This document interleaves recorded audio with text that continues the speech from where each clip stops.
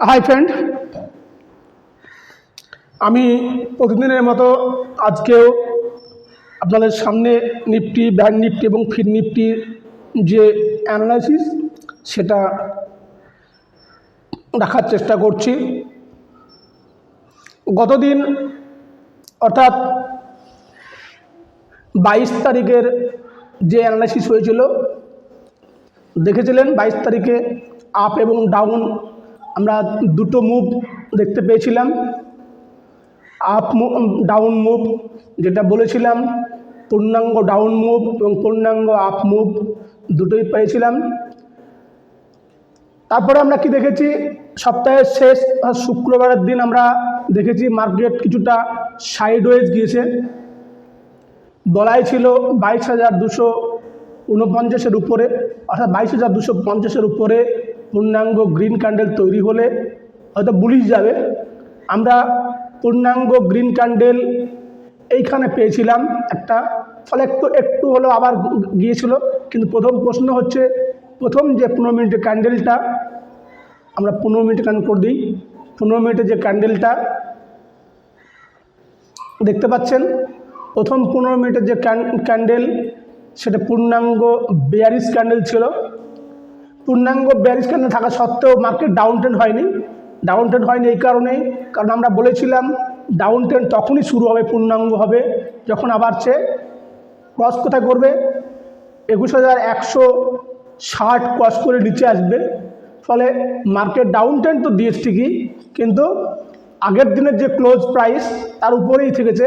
ফলে down ট্রেন্ডকে follow up করেনি, up ট্রেন্ডকেও follow up করেনি। ডাউন আপ করে কিছুটা সাইডওয়েজ মুভমেন্ট গিয়েছে নিফটির ক্ষেত্রে। দেখে নিই ব্যাংক নিফটি কী গিয়েছে।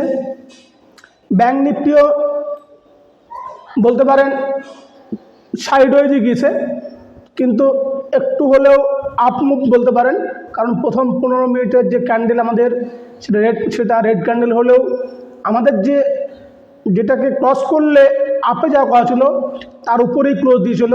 ফলে ফলশ্রুতি হিসাবে আমরা প্রথম আরও প্রায় 45 মিনিট মতন আমরা আপ ট্রেন্ড দেখেছি। এবং সেটা কত পয়েন্টে দেখেছি আমরা দেখেছি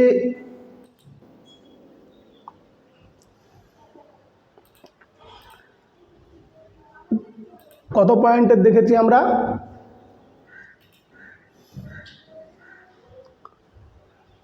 আমাদের প্রায় 200 পয়েন্ট, 153 নয়,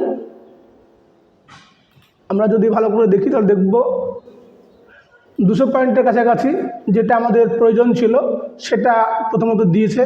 তারপরে পূর্ণাঙ্গ রেড ক্যান্ডেল দিয়ে দিয়েছে, ফলে মার্কেট রেডে এসেছে, আবার আপে গিয়েছে, ডাউনে গিয়েছে। ফলে মার্কেট আপ ডাউন করে মার্কেট কিছুটা হলেও একটা সাইডওয়েজ মুভমেন্ট গিয়েছে বলতে পারেন। আবার কিছুটা বলতে পারেন সাইডওয়েজ নয়, ডাউন ট্রেন্ডকেই ফলো করেছে। দেখুন ডাউন ট্রেন্ডকে ফলো করেছে, ডাউন আপ ডাউন, অর্থাৎ একটা নির্দিষ্ট হাই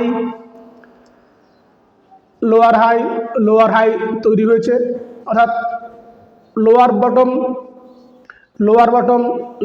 তৈরি হতে চলেছে। ফলে ডাউন মুভে এসেছে কিছুটা। এই হচ্ছে ব্যাংক নিফটি। আমরা ফিন নিফটি দেখে নিই। ফিন নিফটি একই রকমভাবে দেখতে পাচ্ছেন, একই রকম চরিত্র নিফটি, ব্যাংক নিফটি, ফিন নিফটির প্রায় বলতে পারেন আপনারা। ফলে এই হচ্ছে নিফটি, ব্যাংক নিফটি এবং ফিন নিফটির অর্থাৎ শুক্রবারের দিনের মার্কেটের ট্রেড, মার্কেটের মুভমেন্ট। প্রশ্ন হচ্ছে সপ্তাহের শুরু অর্থাৎ আগামী সোমবার মার্কেট কী হতে পারে, বা মার্কেটে আমরা কী ধরনের মুভমেন্ট এটা দেখা যেতে পারে বলে আমরা অনুমান করতে পারি বা অ্যানালাইসিস করতে পারি বা প্রেডিক্ট করতে পারি। দেখুন মার্কেটে মুভমেন্ট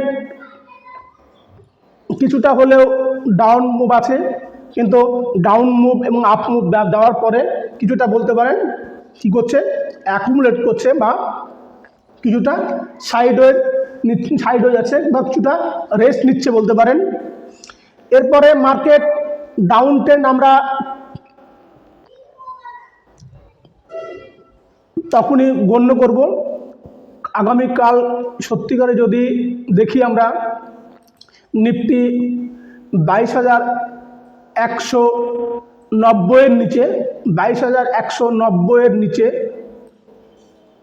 যদি ক্লোজ দিয়ে দেয়, রেট পূর্ণাঙ্গ 90 না 175, 22,175-এর নিচে যদি পূর্ণাঙ্গ রেড ক্যান্ডেল ফরমেশন হয়ে যায়, তাহলে মনে রাখবেন আমরা 20,047 বা 20,045 বা 20,050 এরকম জায়গায় আমরা নিফটিকে আরেকবার দেখতে পাবো ফার্স্ট টার্গেট হিসাবে।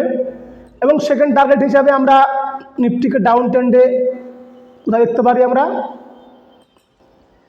21,960-এর কাছাকাছি আমরা ডাউন ট্রেন্ডে দেখতে পারি।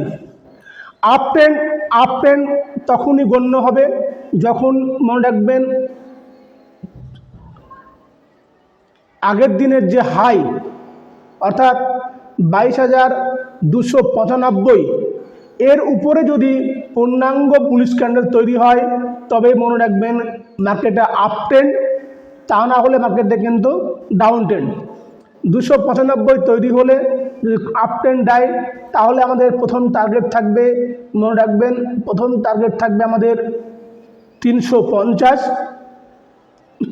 প্রথম টার্গেট থাকবে আমাদের 350 এবং পরবর্তী টার্গেট হচ্ছে আমাদের 400। এ হচ্ছে নিফটির ক্ষেত্রে। ব্যাংক নিফটির ক্ষেত্রে কি হতে পারে? ব্যাংক নিফটির ক্ষেত্রে আমরা পূর্ণাঙ্গ ডাউন মুভ দেখতে পাবো কোথা থেকে? মার্কেট যদি গত শুক্রবার যে লো অর্থাৎ 46,722 এর নিচে রেড ক্যান্ডেল দেয়, তৈরি ফরমেশন হয়, তাহলে মনে রাখবেন ব্যাংক নিফটি আবার কোথায় আসতে পারে? 46,400-400-র কাছাকাছি মার্কেট ডাউন মুভ হতে পারে।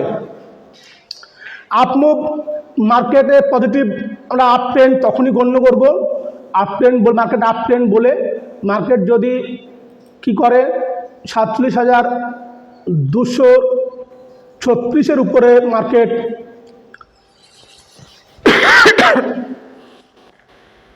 পূর্ণাঙ্গ 36-এর উপরে নয়, মার্কেটে 36-এর উপরে মার্কেট যায়, তাহলে আমরা আপ ট্রেন্ড ধরবো।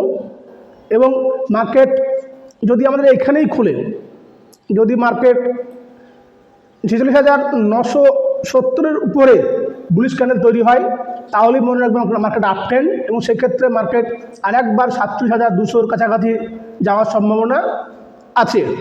তবে এই যে 46,970-এর কাছাকাছি, এটা মনে রাখবেন রিয়াকশান পয়েন্ট। খুব এখান থেকে কখনো কখনো আপ মুভ দিয়েও আপনার ডাউন নিচে চলে আসতে পারে। ফলে এখানে ট্রেড নেওয়ার সময় খুব ভালোভাবে পজিশন না দেখে না বুঝে আমার মনে হয় ট্রেড নেওয়াটা যুক্তিসঙ্গত হবে বলে মনে করি না। এরপর আসছে ফিন নিফটি। ফিন নিফটি আমরা ডাউন ট্রেন্ড যখনই দেখব আমরা 20,660-এর নিচে, 60 না 645, 20,645-এর নিচে পূর্ণাঙ্গ রেড ক্যান্ডেল তৈরি হবে, তাহলে মনে রাখবেন মার্কেট আরেকবার আমরা কোথায় দেখব 20,533, 20,533। এমনকি আমরা নিচে কোথায় দেখতে পারি 20,450 আমরা আরেকবার মার্কেটের মুভমেন্ট দেখতে পারি। আপমুড আমরা মার্কেটকে পজিটিভ অর্থাৎ মার্কেট বুলিশ ট্রেন্ড তখনই গণ্য করব মার্কেট যদি কি হয় এই যে লো নয়, এই যে হাই অর্থাৎ 20,765, 20,765 যদি ব্রেক করে পূর্ণাঙ্গ বুলিশ ক্যান্ডেল দেয়, তাহলে সেক্ষেত্রে আমরা মার্কেটকে পজিটিভ ট্রেন্ড ধরবো, মার্কেটকে বুলিশ বলে গণ্য করব। এবং সেক্ষেত্রে আমাদের বুলিশ ট্রেন্ডে আমাদের টার্গেট থাকবে কোথায়? 20,831, 20,830 এবং দ্বিতীয় টার্গেট থাকবে আমাদের 20,865। এই আমাদের আপ মুভের দুটো টার্গেট থাকবে। এই হচ্ছে নিফটি, ব্যাংক নিফটি এবং ফিন নিফটি। আমরা ওপেন ইন্টারেস্ট একবার দেখে নিই। ব্যাংক নিফটি নয়, নিফটি আগে দেখি। নিফটি এই হচ্ছে শুক্রবার দিনের যে ওপেন ইন্টারেস্টের যে বিল্ড আপ হয়েছে বা তৈরি হয়েছে, তা দেখতে পাচ্ছেন কল রাইটিং হয়েছে এবং 22,300-তে একটা ভালো রকমের কল রাইটিং হয়েছে। এমনকি 20,250-এও কল রাইটিং ভালো হয়েছে, 20,200-তে সে পুট রাইটিং ভালো হয়েছে। মজার বিষয় হলো 20,100 এবং 20,000 নয়, 22,100 এবং 22,000 এই দুই জায়গা থেকে কিন্তু কি হয়েছে? কল আনবাইন্ডিং হয়েছে। যদি এখানে কল রাইটিং হচ্ছে, অথচ এখানে কল আনবাইন্ডিং হচ্ছে। ফলে ওভারঅল মার্কেট কি আছে? আরেকটা বিষয়, এই যে এক্সপায়ারি, এটা একটা শুধু উইকলি এক্সপায়ারি নয়, উইকলি এবং মান্থলি দুটো এক্সপায়ারি। মার্কেটের দেখতে পাচ্ছেন রেজিস্ট্যান্স, পূর্ণাঙ্গ রেজিস্ট্যান্স যেটা, সেটা হচ্ছে 22,300 এবং পূর্ণাঙ্গ সাপোর্ট যদি বলেন তাহলে হচ্ছে 22,000। ফলে মার্কেট কিছুটা সাইড হয়ে যাওয়ার সম্ভাবনা। 22,200 থেকে 22,100 অথবা এদিকে 22,250, এর মধ্যে একটা সাইডওয়েজ মুভমেন্ট করার সম্ভাবনা। 50 পয়েন্ট আপ এবং 50 পয়েন্ট ডাউন, এইভাবে মার্কেটে একটা মুভমেন্ট হওয়ার সম্ভাবনা আছে। উইকলি এক্সপায়ারি, দুদিক থেকেই কল এবং পুট রাইটিং দুদিকেই সমান হয়ে যায়। মার্কেট মোটামুটি 22,100 এবং 22,150 অথবা 22,200 বা 250 এর মধ্যে এই সপ্তাহে মার্কেট ক্লোজ করার সম্ভাবনা প্রবল। ব্যাংক নিফটি দেখে নিই।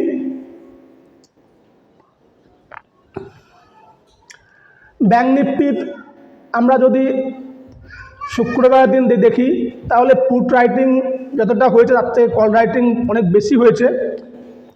এবং দেখতে পাচ্ছেন 37,500 এবং 47,000, যেটা আমি আগের দিন বলেছিলাম যে 47,000 একটা স্ট্রং রেজিস্ট্যান্স, তাকে ফলো আপ করেছে। দেখতে পেয়েছেন যে 37,000 যে স্ট্রং রেজিস্ট্যান্স বলেছিলাম, সেই রেজিস্ট্যান্সকে পূর্ণাঙ্গ ফলো আপ করেছে। ফলে মার্কেটে এখানে কী হয়েছে এবং ভালো রকমের একটা কল রাইটিং হয়েছে। যদিও পুট রাইটিংও হয়েছে, কিন্তু মার্কেট ওভারঅল কী আছে? ওভারঅল মার্কেট দেখতে পাচ্ছেন 37,000-এর একটা অনেক বড় রকমের কল রাইটিং হয়ে আছে। পুট রাইটিংও চেষ্টা করছে যাওয়ার, কিন্তু কল রাইটিংয়ের যদি দেখেন তাহলে দেখবেন রেজিস্ট্যান্সগুলি দেখেন 47-এর পর 47,500 একটা স্ট্রং রেজিস্ট্যান্স হয়ে গেছে। সাপোর্টের ক্ষেত্রে আমরা কোথায় 45,650 এবং 46,500 এবং 46,000, এই দুটো যে সাপোর্ট, এই সাপোর্ট দুটো ততটা স্ট্রং, রেজিস্ট্যান্সের তুলনায় ততটা স্ট্রং নয় বলে মনে করি। ফলে মার্কেট কিছুটা আপ ডাউন করে সাইড হয়ে যাওয়ার সম্ভাবনা হতে পারে, এমনকি ডাউন ট্রেন্ড হতে পারে। কারণ PCR 0.8, মার্কেট ডাউন ট্রেন্ড ধরতে পারেন, অর্থাৎ 46,500 মার্কেট আর একবার যাওয়ার সম্ভাবনা প্রবল। 46,500 ক্রস করে গেলে মনে রাখবেন, ক্রস করলেই আরও 100 পয়েন্ট ডাউন চলে যাবে অটোমেটিক, অর্থাৎ 46,400 বা 300 এরকম জায়গাতেও চলে যেতে পারে ডাউন ট্রেন্ডে। এ হচ্ছে নিফটি, ব্যাংক নিফটি এর ওপেন ইন্টারেস্ট। আমরা ফিন নিফটিটা একবার দেখে নিই, ওপেন ইন্টারেস্ট কি আছে। ফিন নিফটির ওপেন ইন্টারেস্ট কি আছে একবার দেখে নিই আমরা। ফিন নিফটির ওপেন ইন্টারেস্ট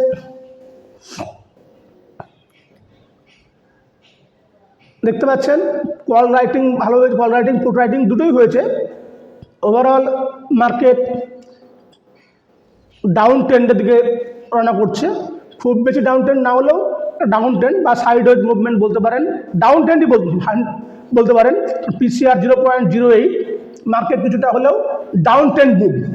এই হচ্ছে নিফটি, ব্যাঙ্ক নিফটি এবং ফিন নিফটির আগামী সোমবারের আমাদের ভিউ।